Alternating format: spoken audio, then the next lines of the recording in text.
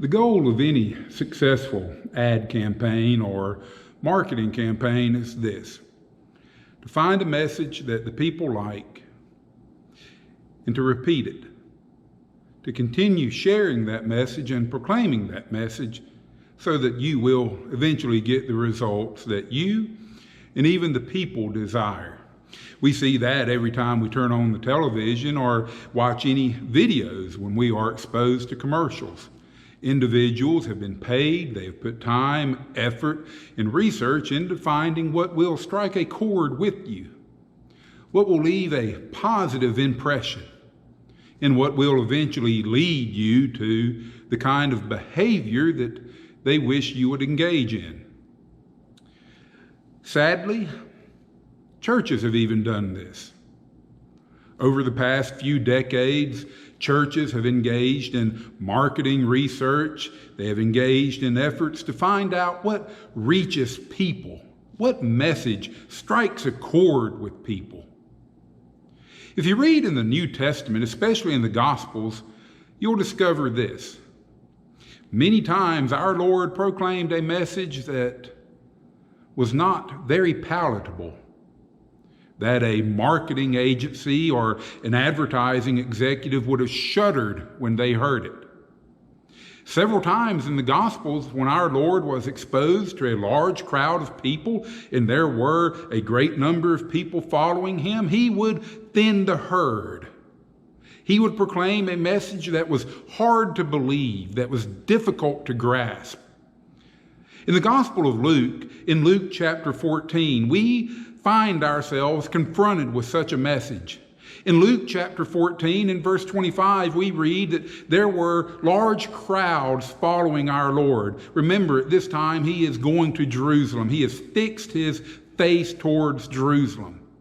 And Jesus, with the large crowds following him, he turns to them and he proclaims a message. And it's this. In verse 26, he says, "If anyone comes to me and does not hate his father and mother and wife and children and brothers and sisters, yes, even his own life, he cannot be my disciple." And then he goes on and he makes mention, if anyone does not take up their cross and follow him. Then he gives two parables. Two very quick parables. The one is a parable of a man who is seeking to build a tower. He sits down and he calculates the cost.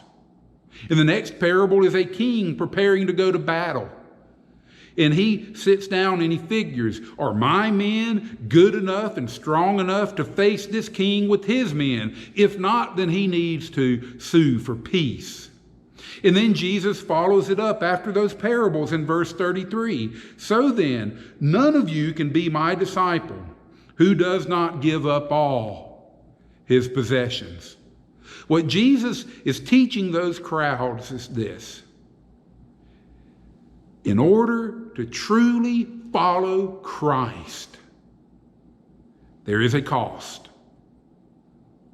There is a cost entailed in being a Christian.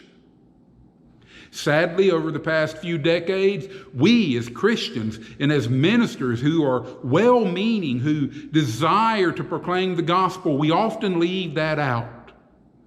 We often say, follow Jesus and all the desires of your hearts will be met. Follow Jesus and you'll find all of the fulfillment you've been seeking. And yet we forget that our Lord freely and repeatedly told the masses, count the cost. There is a cost in three areas. First of all, it is in personal relationships. Sadly, there are times when one will become a follower of Christ and it will cause relationships to be severed.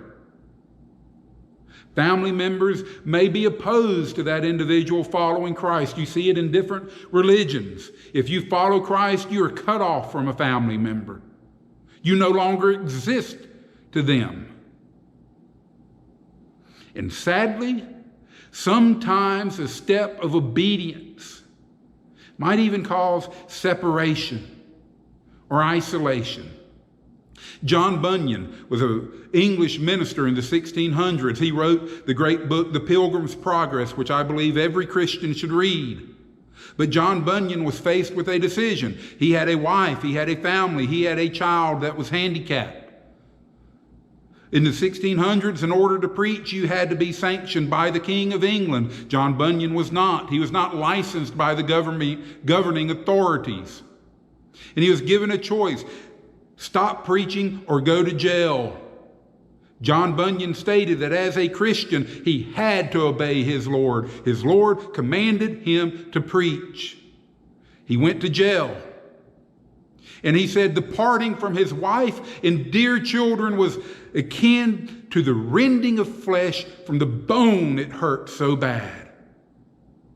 My friend, let me remind you, our Lord told us that to follow him, there would be a price of relationship, a price of possessions, and a price of desire if you read the verses.